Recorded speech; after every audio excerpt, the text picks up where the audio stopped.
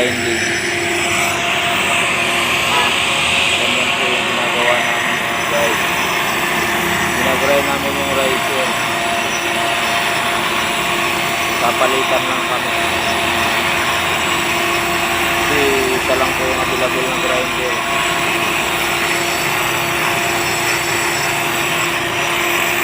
Buhay construction workers guys.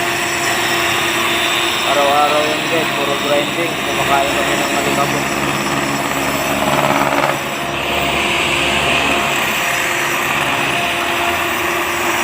Saka hindi naman siya masyadong matigas na sahin dahil ang gamit niya na pinambuhos namin ay Alphatec. Hindi siya yung buhos na concrete, simento.